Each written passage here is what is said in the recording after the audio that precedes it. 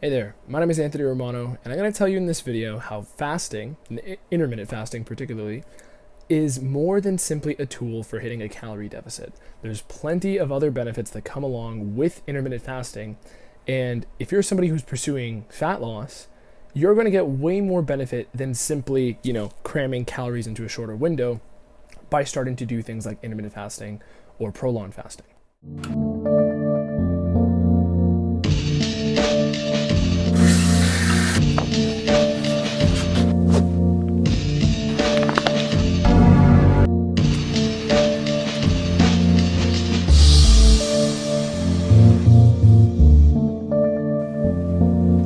So, if you've seen my other videos, you know that I talk a lot about intermittent fasting, ketogenic diets, prolonged fasting, and a lot of other wacky fitness tools because they actually have a lot more benefit than simply this whole model we've all been told about this sort of quantitative approach of fitness, especially fat loss, where calories are the primary dictator of everything you do. And there's no extra precision beyond simply the quantity, okay? On my page, I really want to prioritize quality, the qualitative side. And of course, there's a mix of both. Of course, calories can veto, the right quality approach. But the point of this video is that what I want to hammer home is, of course, calories are still the primary driver of fat loss, right? Or muscle gain in certain ways. But the way we get more precise about this is by learning about the other qualitative benefits of intermittent fasting and what hormonal processes actually take place when somebody's doing intermittent fasting. So, one area of this that I'm not going to get into is autophagy. So, in case you've done any more research about fasting, you'll know that your cells begin cleansing themselves on a very deep level. And this is something that people use, if they have the most severe diseases, right?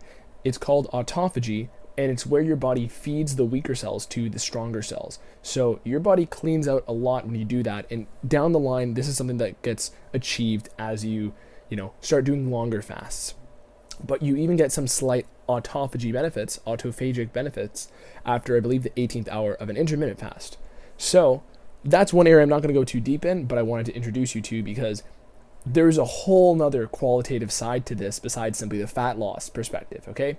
Now, when we're talking about your metabolism, you may have heard me talk in other videos about how if you drop your calories too low, but you're still eating food, your body's going to down-regulate fat loss. So what that means is if you start eating 300 calories a day, what's going to happen is your body's still going to detect that there's food coming in, right? Even if we say something like, more realistic, like if you start eating 1,000 calories less every day, you'll start to rapidly burn fat. But here's the thing, your body is a survival machine, and it doesn't want to run through its entire energy stores even if it detects, we're in a huge scarcity right now, a huge energy scarcity in terms of calories. So we're going to start off, your body's going to start off by losing lots of weight. But then things start to plateau a bit, and you actually will start to notice all of these shitty symptoms, right? There's thousands of videos on YouTube where people are talking about, I've done a calorie diet and these people are prepping for shows, for example, and they're on a short timeline, and they've been doing 1,000 calorie deficit for months on end, and they just feel like shit. And this is because their body is trying to stop itself from running through all of its fuel. Your body's thinking about tomorrow just as much as it thinks about today. And although for the first few weeks this works, it creates a process of metabolic downregulation. So essentially, if you're somebody who's doing 1,000 calorie deficit and not isolating other variables, yeah, the fat loss will come. But after a certain point, right, maybe even 2 weeks or something like that, your body will detect that there's a huge caloric scarcity, and it will stop the rate of fat loss. It will slow it down dramatically. It's as if you have, your body knows there's a finite amount of fuel on itself in terms of stored body fat. And after you're in this calorie deficit for a long time without isolating certain macros or doing these other tweaks, which I'm about to tell you, what you have to watch out for is don't simply isolate for calories. So the first case I'm making here is the fact that I wanted to prove is, number one, your body does not always react the same to the same calorie deficit. So the same calorie deficit isn't always going to produce the same amount of fat oxidation. And this is common. This is why people will tweak the macros a little bit, right? And this is also partially why I'm such a huge advocate of ketogenic dieting, because you'll allow this sort of homeostatic mechanisms to start taking place to downregulate your hunger. and other energy benefits like that as well, because it allows you to tap into fat in sort of this abundance mode, okay? Because your body gets the message of, okay, there's clearly a lack of, abundant food around here, so let's tap into our stores in full abundance, okay? So it puts you into this abundance mode. So that's the first kind of tool in terms of, your body does not react the same way to the same calorie deficit all the time. In the beginning, yeah, it's going to be a huge shock to your body, and it will react exactly how you imagine it to. How enjoyable that will be is another question. Now, when we're talking about the added fat burning benefits of doing an intermittent fast, or, extending your intermittent fast, or starting to do some prolonged fasting, essentially, if you may have heard about 1 meal a day, right? OMAD. And a lot of people love OMAD because still there are some heightened flexibility components of that, right? Essentially, if you cram everything into 1 hour or 1 meal per day, you're fasting for 23 hours of that day. And if you're fasting for 23 hours of that day, your body is always monitoring. There's this element of it's always doing something, but it's also being aware of itself because it's a survival machine and because it's concerned about whether you're going to have food on the table tomorrow, right? So essentially, when you fast for 23 hours, your body kind of gets the message of we're not eating right now. Let's maximize the catabolic process of fat loss, because fat loss is a catabolic process. Catabolic simply means going down. Anabolic simply means going up. So intermittent fasts, we know they don't respond to the same calorie deficit all the time, which implies a metabolic downregulation because your body doesn't want to run through all of its energy stores. And I've talked about this as well when I've referred to the Minnesota starvation experiment, where they took people on very low calorie diets, like 500, 600 calories per day, and people began to react as if their body was starving. Because if you think about it, the body kept receiving the signal that it's consuming food, right? Not of a particular ketogenic macro breakdown, but it kept receiving food that would spike the blood sugar and spike its insulin, which indicates anabolism, anabolic hormones rising, building hormones rising. So the body's receiving the signal of we want to build by eating insulinogenic foods, right? More often than not carbohydrate, which don't take this the wrong way. Carbs are not the demon, the devil, okay? They're not a demon.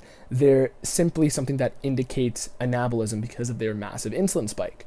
And if you get fibrous carbs, that's a much better way to mitigate any of these crazy craving aspects of a carb diet.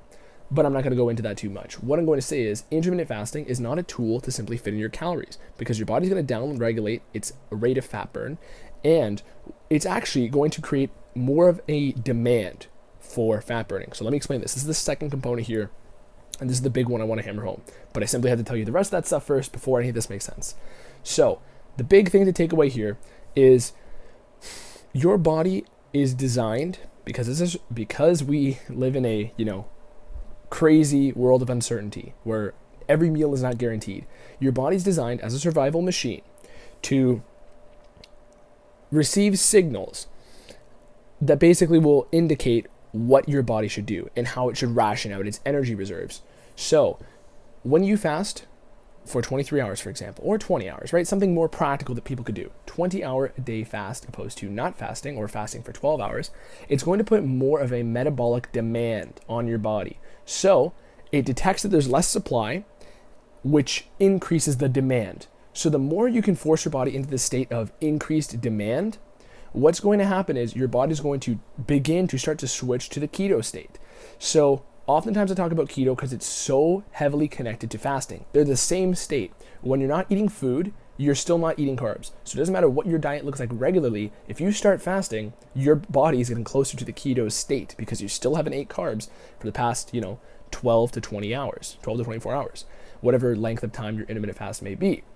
So the lack of supply, right, for a long period of time begins to send a signal to your body that there is now a higher demand for energy. So your body is going to say, okay, let's switch over to the default fuel, which is body fat.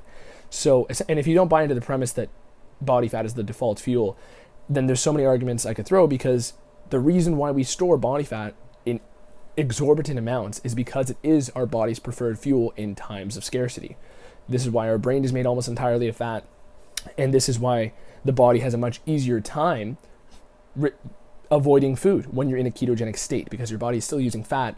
It's essentially not going to start forcing you to, start gnawing at your arm, or you're not going to have intense blood sugar cravings to go to the gas station and pick up a Snickers bar, or start salivating at the next McDonald's you pass by, because your body is used to using fat. And it's not going to make you crave carbohydrate sources, which are the luxury fuel source in nature. So this heightened state of demand makes your metabolism ramp up, okay? So bear with me here. What I'm saying is your body, as a result of making your intermittent fast longer, is going to receive the signal that there's a higher demand for fuel, which will then cause it to shift into this state of the quickest way your body can get into a state of abundance is by starting to upregulate fatty acid usage. So rather than simply, having multiple meals a day and just counting your calories, we're looking now at the qualitative side, not just the quantitative side. We're not just trying to fit in a certain calorie number into, a day. We're now maximizing the fat burn potential of that time that you're not eating in the day. Okay, so see how that works out? You're essentially now, instead of focusing on the outcome, you're focusing on the input. You're focusing on maximizing how much fat your body is burning while you're not consuming food, rather than simply looking at the total cumulative outcome of the body's consumed energy per day. Okay, so that may be a lot to take in, but one last example I'll say to hammer this home is, if you think about cardio as a tool for fat loss, right? A lot of people think of this sort of calorie restriction and then add in cardio to burn a couple more calories. My personal belief, and the tool I use, is cardio not so much as a calorie, remover, but more so as a metabolic upregulator, because you're putting more of this demand on your body to up the metabolism. Like I was saying before, the Minnesota starvation experiment, they have people consuming very small amounts of food, like 500, 600 calories per day.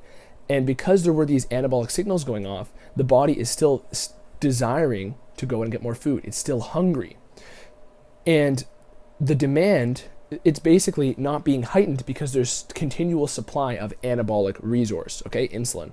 So when we're looking at this in the context of cardio is going to be another method to increase that demand, because there's no extra supply coming in, but now there's a heightened demand, which means your body gets the signal of, okay, we really need to dramatically increase the supply. If only there was a way we could do that. Well, your body can, by tapping into the keto metabolism, the ingrained default metabolism that we all have.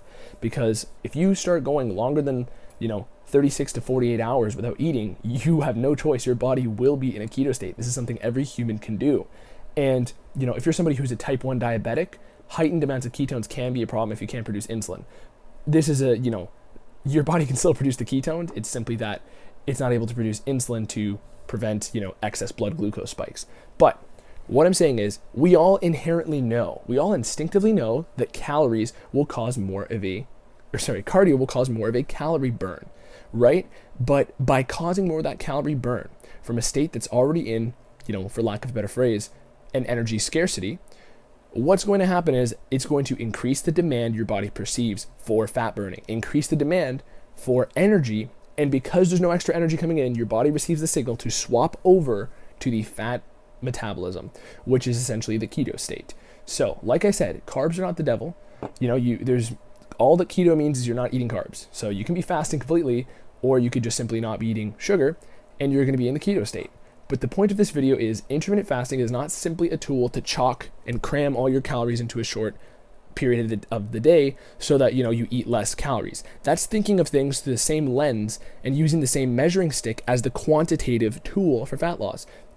Intermittent fasting by its nature is a qualitative tool. I mean, of course it has elements of both, but it's a qualitative tool because the deeper you get into it, the more demand your body perceives, and the more that demand induces your body to upregulate these metabolic processes. It's the same way that doing cardio will instigate to your body that there's a higher demand for energy, because clearly your lifestyle is in need of heightened fat burning oxidation. So I think I nailed it on that one, okay? But I try to keep this brief and just hit you and hammer you with mechanisms. But essentially, if this was interesting to you, go to my Any Diet playlist, and you can learn more about these tips that apply to any diet. If you are interested in keto, I highly recommend you go to my Keto Essentials playlist and start watching those videos. Those are, a smaller selection of my videos that can teach you everything you need to know about the boundaries of the ketogenic metabolism, right? It's not going to get you into like every fine little detail and hack, but it's certainly going to give you everything you need to know and more to work with, because most people don't know what they're doing when they're talking about keto. I've been doing it for 8 years basically now, and fasting for a similar time, in addition to bodybuilding. But the point is, most people will sell you these narratives that are very conducive to selling products. They want you to have high fat. They want you to have low protein. They want you to adhere to the traditional medical standards of a ketogenic diet, which was designed for people with epilepsy who needed the most high amounts of ketones in their blood in order to avoid seizures. So if you are somebody with epilepsy, or you know somebody, definitely recommend them to that, because it's the biggest cure-all for epileptic seizures and reducing frequency and severity.